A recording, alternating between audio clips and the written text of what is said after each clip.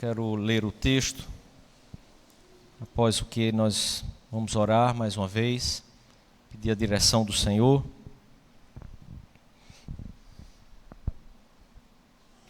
Do versículo 17 ao versículo 24.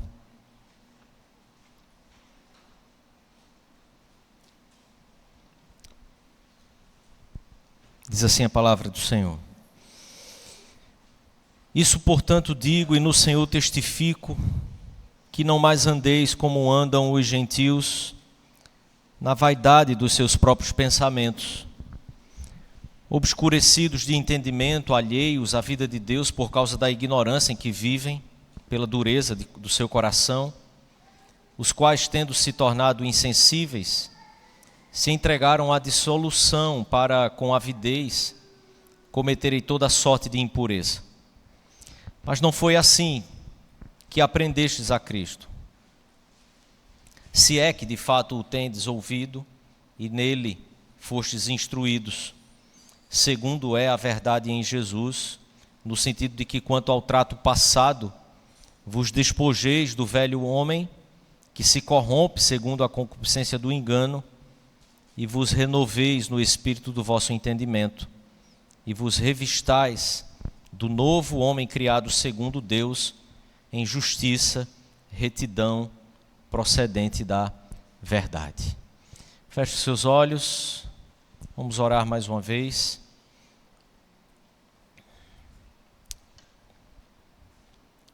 Amado Senhor, mais uma vez nós nos chegamos diante de Ti, diante da Tua palavra, aberta aqui, exposta. Pedimos a Tua direção, a Tua condução no Teu Espírito, para nos conduzir a toda a verdade, Senhor. Abre o nosso coração, Senhor.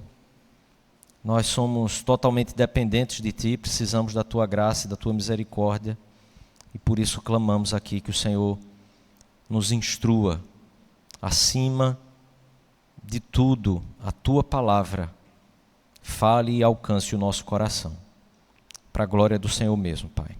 Amém. Amém. Meus irmãos, há quase 3 anos atrás nós meditamos nesse texto. E meditamos nesse texto pensando em algumas retomadas que nós precisávamos ter em nossa vida, um contexto em que nós estávamos podendo voltar a nos reunir, porque estávamos impedidos ou limitados por causa da pandemia, e então iniciamos uma série de sermões que nós trabalhávamos sobre a retomada. Eu queria, depois de 3 anos, voltar a meditar nesse texto e pensar em algumas verdades que nós vimos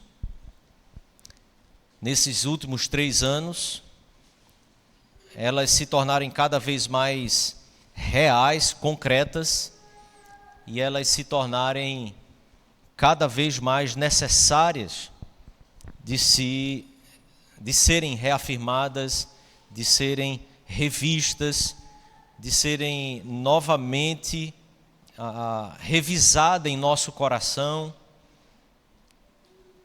porque o nosso coração é desesperadamente corrupto, enganoso, e nesses aspectos do nosso coração, nada nem ninguém mais pode e tem a capacidade de alcançá-lo e tratá-lo, senão a própria palavra de Deus.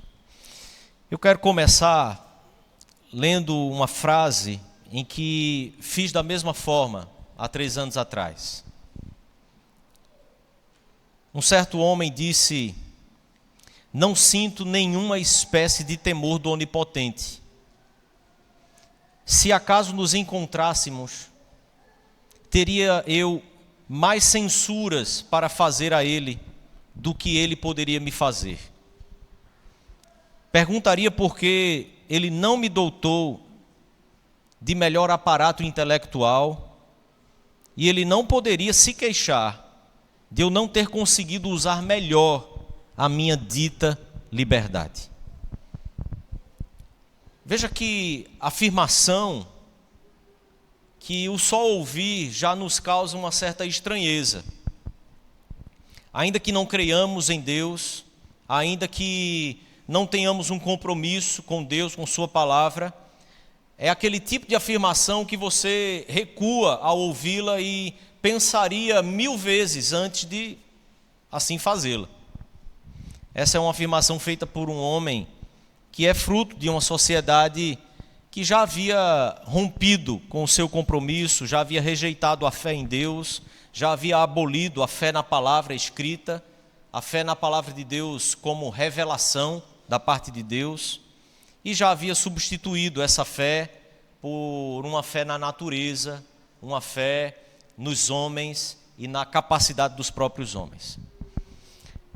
Como é que nós ficamos nessa história? Porque embora eu e você creiamos no Espírito de Deus, nesse Espírito que opera através da palavra de Deus, nesse Espírito que se utiliza de ministros da palavra de Deus, e dessa forma ele transforma vidas, cremos em tudo isso, que ele transforma as nossas vidas por esses meios. Nós somos ainda assim influenciados por um tipo de pensamento que é o mesmo pensamento do espírito humanista, do espírito naturalista, produzido por grandes mentes como essa, que faz uma afirmação dizendo que não tem nenhuma espécie de temor do Onipotente. Embora Hebreus, se você quiser conferir, capítulo 4, versículo 12 e 13, nos diga que a palavra de Deus é viva, a palavra de Deus é eficaz, ela é mais cortante do que qualquer espada de 2 gumes, que penetra até o ponto de dividir alma e espírito, juntas e medulas, que a palavra de Deus é apta para discernir pensamentos e propósitos do coração, que ela, ou diante dela, não existe nenhuma criatura que não seja manifesta na sua presença, revelada de forma profunda na presença de Deus ou na presença da própria palavra de Deus. Pelo contrário, todas as coisas estão descobertas, patentes aos olhos de Deus, aos olhos daquele que nós temos que algum dia prestar contas. Embora a palavra de Deus nos diga isso, esse combate aos meios humanistas, a maneira que os meios humanistas tentam para tratar a alma do homem, e esse combate que é realizado por partes, e infelizmente só por partes de grandes teólogos cristãos, que creem nessa palavra de Deus como revelação, que creem ainda nessa palavra de Deus como a única que é capaz de discernir essas intenções mais profundas do nosso coração, os propósitos do nosso coração, discernir a natureza do nosso próprio coração, a natureza dos nossos desvios, dos nossos pecados, a natureza das nossas crises, a natureza das nossas próprias, entre aspas, doenças emocionais. Embora a palavra de Deus afirme, embora homens de Deus possam fazer essa defesa passou a ser considerada no nosso tempo, de certa forma, como algo irrelevante em alguns níveis da crise e dos conflitos que a minha alma e a sua alma têm vivido. Esse tipo de confronto, a esse tipo de tratamento tem sido considerado como limitado, até mesmo obscurantista, terraplanista ou negacionista. Embora discípulos como Ernest Jones, que é discípulo de Sigmund Freud, este que fez esta afirmação que aqui comecei com ela, afirme, porque conviveu de perto e estudou seus escritos, afirme que o próprio Freud não se via à altura ou na capacidade de governar, de curar ou de educar qualquer alma humana que fosse. O próprio Freud afirmasse isso. Embora outros estudiosos, teólogos, grandes pensadores tenham estudado e também afirmado que ele também não se via capaz sequer de compreender a sua própria missão como estudioso da alma humana.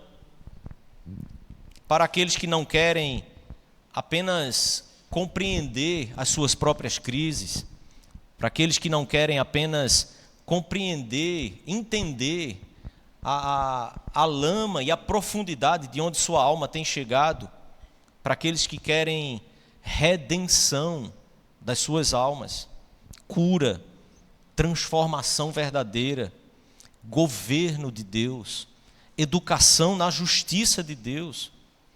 As Escrituras, e tão somente elas, falam e tratam dos assuntos da nossa alma, dos problemas da nossa alma. Nada é deixado de lado, nada pode substituir o poder e a capacidade da palavra de Deus, que é a única apta para penetrar a ponto de dividir juntas e medulas, alma e espírito. Não há nada superior a ela quando se trata do ser humano, da sua natureza, das suas dificuldades e de toda a sua complexidade. Nada é superior à palavra de Deus para fazer essa distinção, esse prescrutar ou esse esquadrinhar do nosso coração, porque assim a própria palavra diz.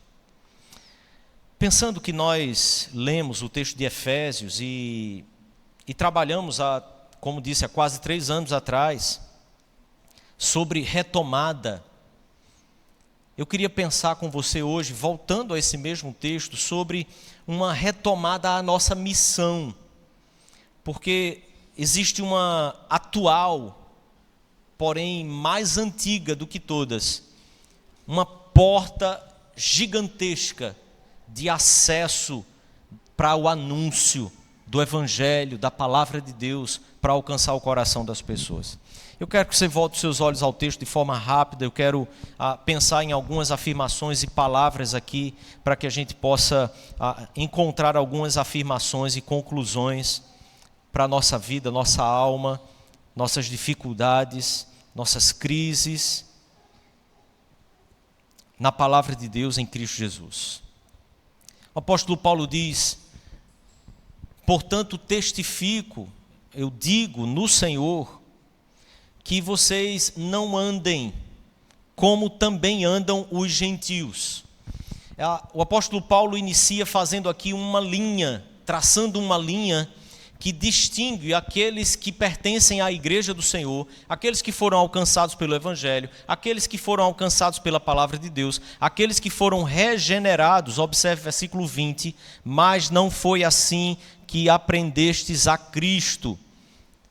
Versículo 23, ele afirma que nós somos criados segundo Deus. Isso aqui é uma linha que distingue aqueles que são do Senhor, que foram alcançados, que tiveram um novo nascimento, que tiveram a sua alma regenerada pelo Espírito e pela palavra de Deus, daqueles que não foram, daqueles que não creem, daqueles que não são. Então ele diz: vocês não podem andar como também andam os gentios. Mas é interessante a gente observar como ele diz que os gentios andam: na vaidade dos seus próprios pensamentos. Vocês não podem andar neste mundo mais da mesma forma que aqueles que não conhecem a palavra de Deus, que aqueles que não foram regenerados pelo Espírito e a palavra de Deus. Vocês não podem ter a petulância ou a vaidade. A palavra vaidade aqui dos próprios pensamentos seriam pensamentos destituídos de consistência, ou, melhor dizendo, pensamentos destituídos de verdade. É um pensamento vão, é um pensamento que é arrogante, mas não tem sequer a sustentação diante daquilo que a palavra de Deus nos revela e nos diz como de fato é, como as coisas de fato são, porque ela é que pode nos revelar. Nós lemos no Salmo 19, como a natureza revela a glória de Deus. Mas, versículo 7 do Salmo 19, nos afirma que a lei de Deus é que é perfeita. E mais do que isso, essa lei perfeita diz que ela restaura a nossa alma. Toda a criação nos serve para que nós possamos ser indesculpáveis no que diz respeito à existência, no que diz respeito à glória de Deus, no que diz respeito a esse ser criador e que está sobre todos nós.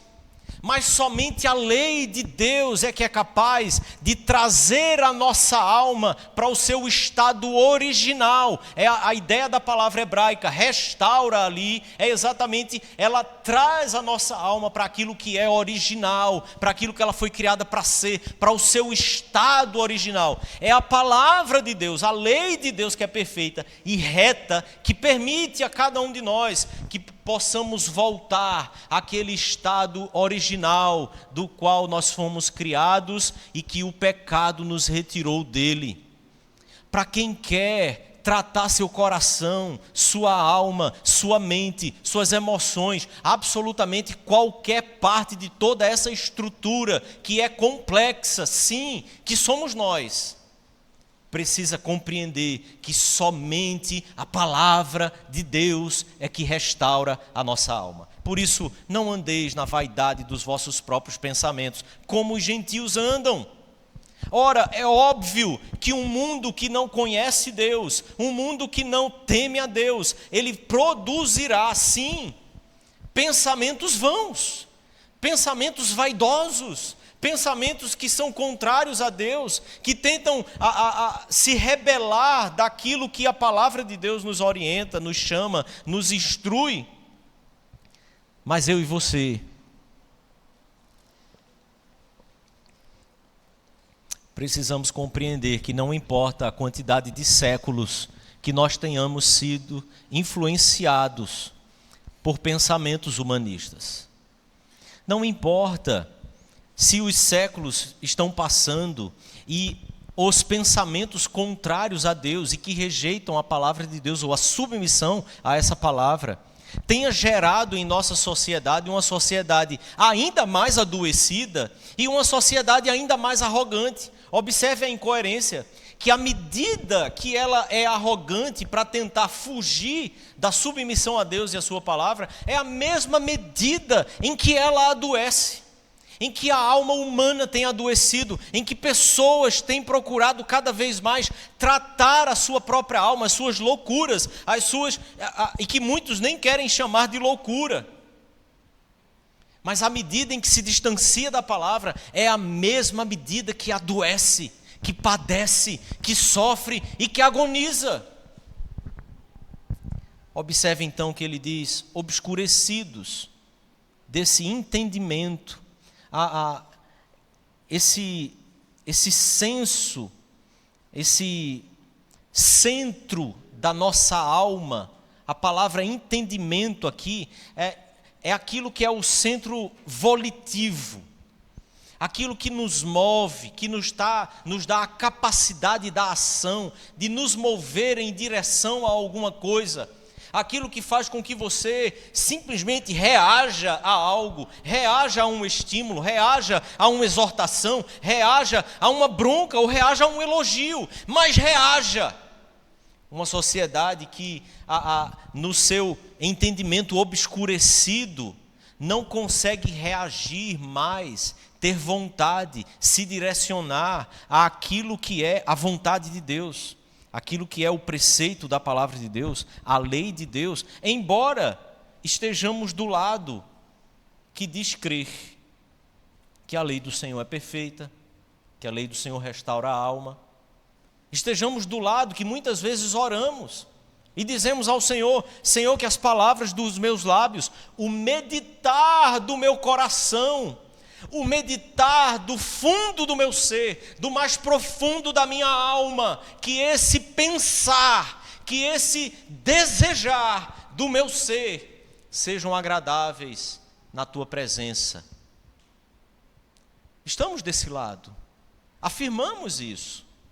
Mas muitas vezes, e na maior parte das vezes, infelizmente, esse tem sido o caminho dos gentios, a vaidade dos pensamentos, que tem conduzido a nossa vida e até mesmo a nossa busca por tentar construir algo conforme o Senhor tem ordenado para a nossa vida. Versículo 20. A palavra de Deus diz então assim: porém, observe, há aqui um contraponto agora. O texto nos dá uma parada. O texto nos faz compreender que há algo contrário a tudo isso. E esse é o caminho que o Senhor e a sua palavra nos têm chamado. Não foi assim que aprendestes a Cristo. E então, se é que, de fato, o tendes ouvido e nele fostes instruído. Isso aqui é um quadro, observe, que a igreja do primeiro século vivia, e a igreja do século 21 também vive.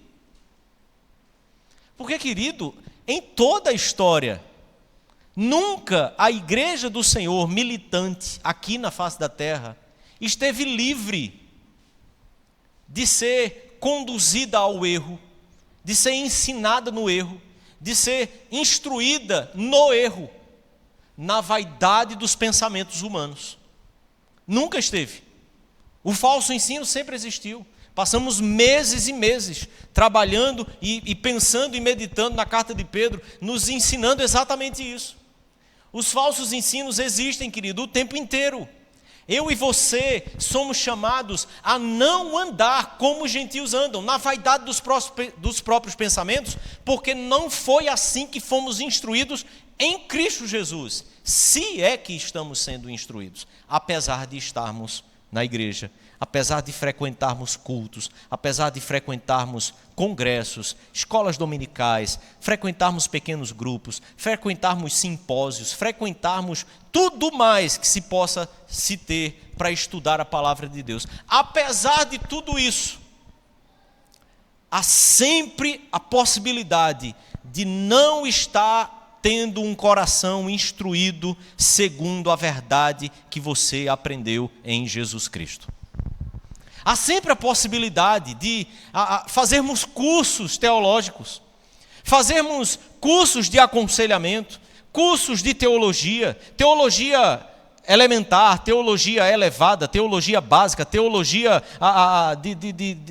de última categoria, de níveis extraordinários. Não importa.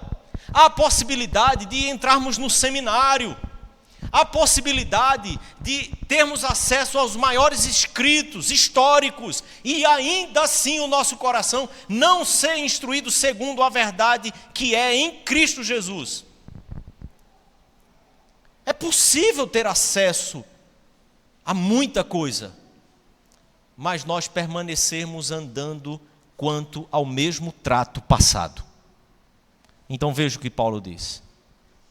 O que ele quer dizer então quando é segundo a verdade em Cristo? Ele explica, versículo 22, no sentido de que quanto ao trato passado, qual é a ideia aqui?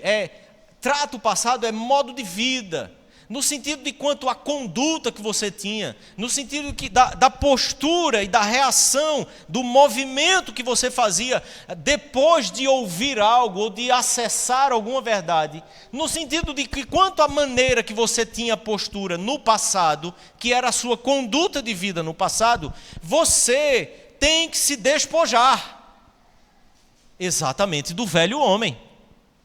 A tua velha natureza, meu irmão e minha irmã, se é que tendes sido instruído em Cristo, segundo a verdade em Cristo. E então ele diz, no sentido que quanto à maneira que era a tua conduta no passado, você precisa retirar esse velho homem do caminho. Observe, irmãos, uma igreja, e aqui eu não falo especificamente da nossa, mas é a igreja do Senhor. uma igreja que escute a palavra de Deus domingo após domingo, se buscarmos em fidelidade quanto ao trato passado, quanto ao modo de vida, quanto à conduta, quanto à maneira que nós reagíamos a alguma verdade no passado, se nós buscarmos com fidelidade, nos despojarmos do velho homem que se corrompe segundo a concupiscência do engano. Que engano? O engano da vaidade dos nossos pensamentos. Um engano do pensamento humano que tenta constantemente, ao ouvir a verdade de Deus, tentar ajustá-la conforme a nossa própria conveniência. Essa é a postura do trato passado, da conduta passada do velho homem. Quando eu e você ouvimos a palavra todos os dias, lendo essa palavra, e o nosso trato passado não é aquilo que eu e você retiramos do nosso caminho, nós não nos despojamos do velho homem, honestamente, querido, você está perdendo seu tempo.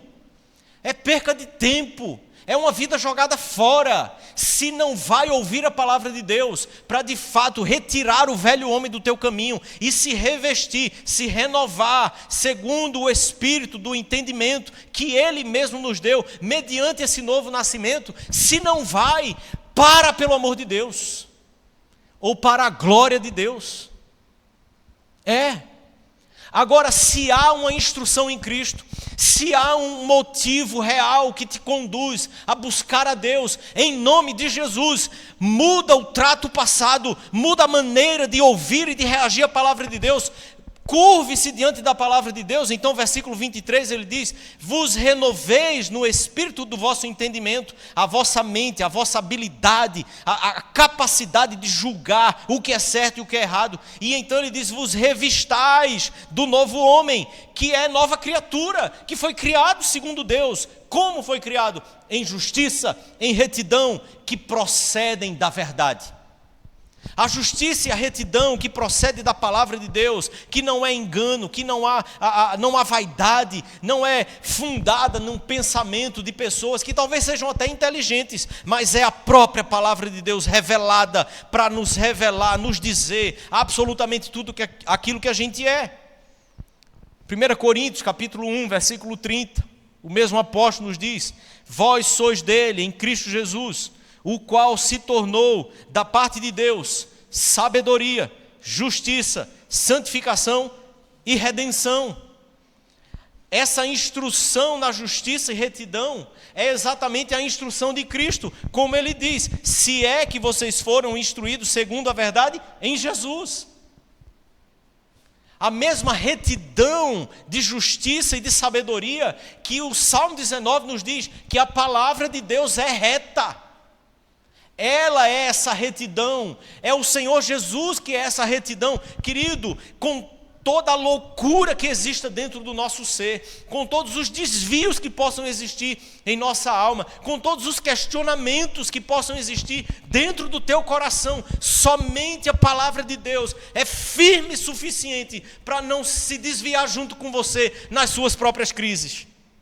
Qualquer ser humano, ao ouvir o teu coração, ao ouvir o teu lamento, ao ouvir as tuas queixas, ao ouvir a tua própria loucura e crise, ele também pode ser levado junto com você, mesmo que não totalmente, mas ele será influenciado. Somente a lei do Senhor é perfeita, somente a lei do Senhor restaura a alma, somente o testemunho do Senhor é fiel, somente o testemunho do Senhor é que pode dar sabedoria aos simples. Somente os preceitos do Senhor é que são retos, e somente os preceitos do Senhor é que alegram o nosso coração. Somente o mandamento do Senhor é puro, somente o mandamento do Senhor é que nos ilumina os olhos. E se os teus olhos forem bons, que grande maravilha será a tua alma. O temor do Senhor é límpido, o temor do Senhor permanece para sempre. O juízo do Senhor, eles são verdadeiros, eles são justos. Observe que a nossa confissão, aquilo que professamos como nossa fé, tem alguns pressupostos quanto a essa palavra de Deus. a gente crê e afirma que essa palavra, ela é inspirada. E às vezes quando afirmamos que ela é inspirada, não há de fato uma conexão com o significado disso de fato. Quando afirmamos que a palavra de Deus é inspirada, nós estamos afirmando que a fonte dela é o próprio Deus. Que a origem dela é o próprio Deus. É o Senhor quem a inspirou. Mas também afirmamos que ela é inerrante. Quando afirmamos que ela é inerrante, nós estamos dizendo que ela é absolutamente perfeita. Por que, querido, que afirmamos isso? Mas tantas vezes não é a esta palavra que nós recorremos. Quando a crise se estabelece na nossa alma, quando nós começamos a não reconhecer a nós mesmos, porque que não é aquilo que é perfeito que nós buscamos e corremos para abraçar e para buscar o socorro. Nós afirmamos também que essa palavra é suficiente, superior, em tudo, absolutamente em tudo o que ela se propõe. Nada pode substituir a palavra de Deus. Em tudo o que ela se propõe a dizer, a afirmar, nada pode ajudá-la, nada pode acrescentar a ela, nada pode ser feito a ela para que traga talvez mais elevação a essa palavra de Deus. Ela é suficiente e ela é superior a qualquer afirmação, por mais sábia que tenha sido feita. Ela é superior, porque buscarmos a tantas outras coisas. Primeiro porque, certamente, desconhecemos o discipulado verdadeiro. Certamente a igreja atual é uma igreja que não conhece relacionamentos íntimos e comprometidos com o Senhor Jesus Cristo. Certamente a igreja dos nossos dias é uma igreja que não reconhece e não se submete a relacionamentos que se estabeleçam pela submissão a Jesus e não pela empatia que se tenha um com o outro. Certamente a igreja do nosso século é uma igreja que ainda não entende claramente o que seja o aconselhamento bíblico. É uma igreja que foi afastada desse entendimento por mais de um século. E por isso, nós temos recorrido a tantas coisas. Não compete.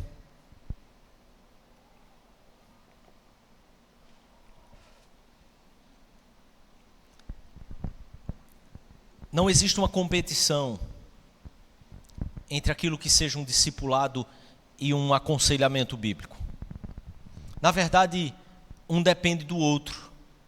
E os dois dependem totalmente da palavra de Deus. Não existe um discipulado ruim, existe exegese ruim da palavra de Deus. Não existe um mau conselheiro, existe um conselheiro fraco, existe um conselheiro que não conhece a Bíblia. O conselheiro que não conhece a Bíblia e o seu poder será sempre um conselheiro que vai recorrer a outros meios e alternativas para tentar ajudar aquele que na verdade ele vai empurrar mais para baixo ainda, por não conhecer o poder da palavra de Deus. Nós somos uma geração que não deseja se submeter a um igual.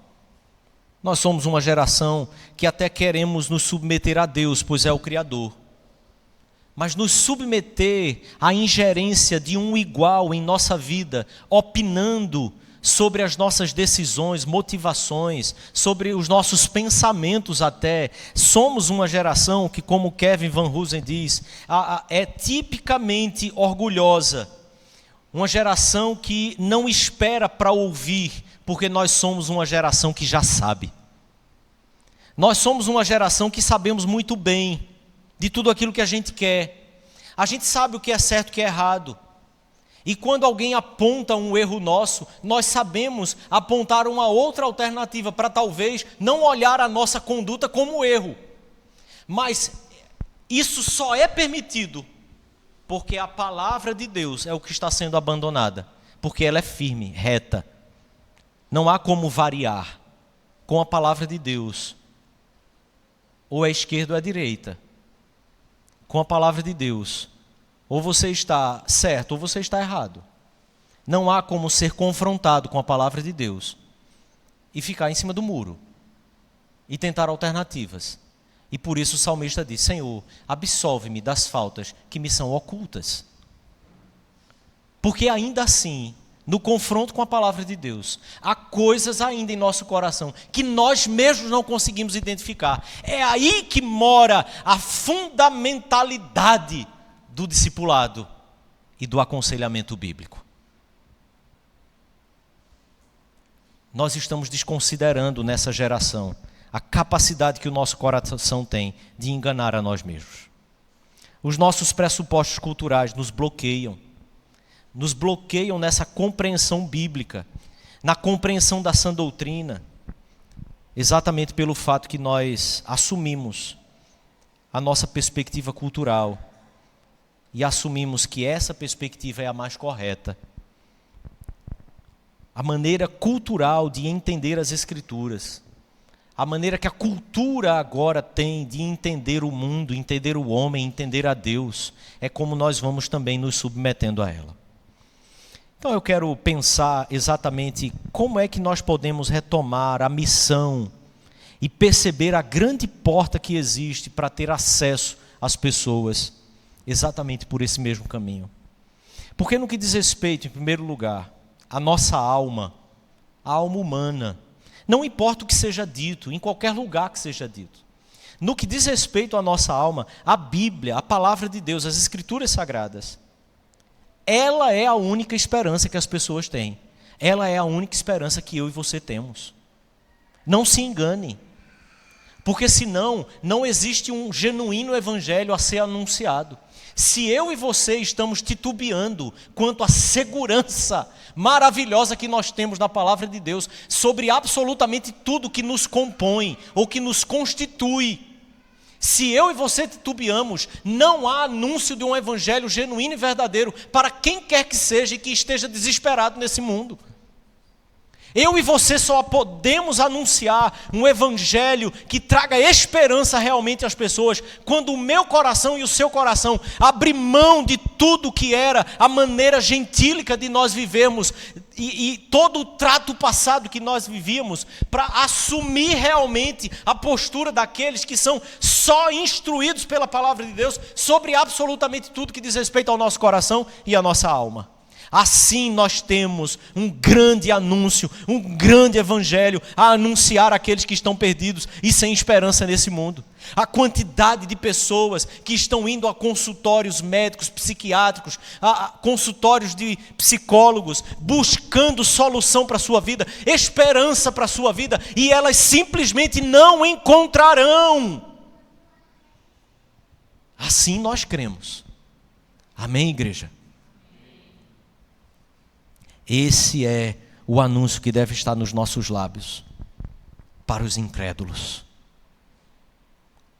Que porta maravilhosa! Em qualquer lugar que você chega, alguém comenta sobre alguma coisa que está vivendo. Em qualquer lugar que você chegue, alguém comenta sobre algum adolescente, algum jovem, algum filho que tem, que está precisando tomar as ritalinas da vida, né? Tomar as drogas, milhares que se desenvolveram.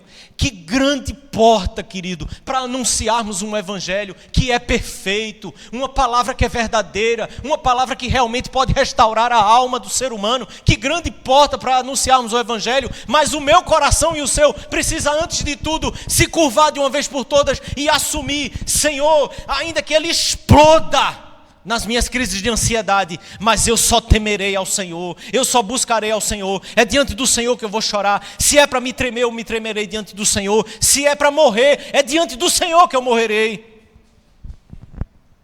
Somente o Senhor, na sua palavra, pode tratar a nossa vida. Em segundo lugar, é na igreja que encontramos o lugar de transformação. Somente na igreja que nós encontramos o lugar da redenção e da plenitude da alma, porque a palavra de Deus foi dada à igreja do Senhor. A palavra de Deus é para os crentes. Querido, o mundo não vai ler a palavra de Deus. Observe, Quem lê a palavra de Deus sou eu e você. E espero que assim seja. O mundo não vai lê-la. O mundo vai ler a sua vida. O mundo vai entender aquilo que você fala. Talvez ele venha ler a palavra de Deus. Mas é você que tem que estar lá. É você que tem que estar anunciando esse evangelho. E essa é a grande verdade que tem que estar nos nossos lábios para os crentes. O anúncio do evangelho que nós precisamos fazer aos crentes, sabe qual é, querido? Só na igreja do Senhor Jesus é que você encontra de fato transformação, restauração, acompanhamento, tratamento, cura para a sua alma. Você foi instruído na verdade segundo Cristo? Se foi, essa é a verdade. Se não foi, realmente, ainda precisa de mais oração, de mais testemunho, para que você possa também se curvar e crer na suficiência das Escrituras. Esse anúncio precisa estar nos nossos lábios. Mark Dever diz que a igreja tem obrigação de ser instrumento de Deus para que as pessoas cresçam na graça. É obrigação. Influências maduras que visam a santidade, numa comunidade de crentes unidos em um pacto, podem ser instrumentos nas mãos de Deus para crescimento do seu povo.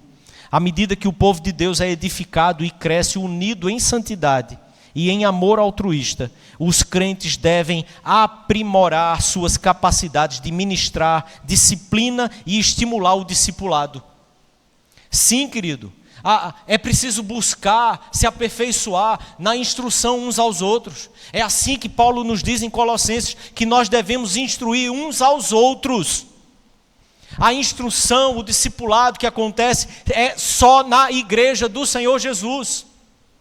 Porque é na igreja do Senhor Jesus que as disciplinas corretivas e formativas, assim como vimos na escola dominical no mês passado, é só na igreja do Senhor Jesus que isso é possível.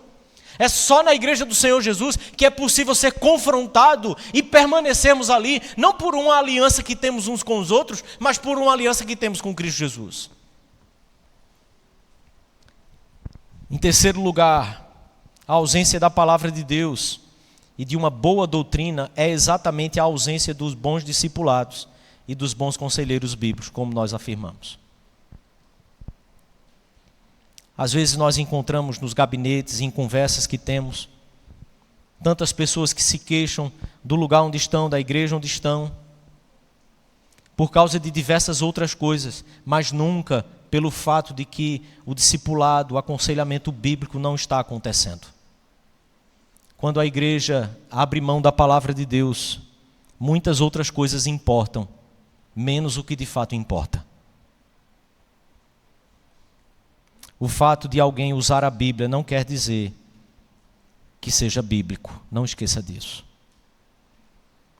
O fato de alguém usar a Bíblia para instruir um outro, para falar alguma coisa, não quer dizer que ele está sendo bíblico, porque a Bíblia, querido, é a mãe de todas as heresias. Ninguém fala alguma heresia sem pegar um texto bíblico e trabalhá-lo. Esse é o anúncio que deve estar nos nossos lábios, tanto para os crentes quanto para os incrédulos. Só a palavra de Deus é que pode, de fato, nos dar algum alicerce sólido, firme e seguro para a nossa vida no tempo e para a nossa vida na eternidade. Só a palavra de Deus. Então a palavra de Deus nos instrui: despojar-se, renovar-se, revestir-se do novo homem, criado segundo Deus. Todos esses verbos, ele nos impulsionam e nos direcionam ao discipulado e ao aconselhamento bíblico. John Street, num livro chamado Homens Aconselhando Homens, um livro maravilhoso, eu aconselho você. Ele diz: o bom aconselhamento começa com uma boa doutrina, mas uma boa doutrina começa com uma boa exegese.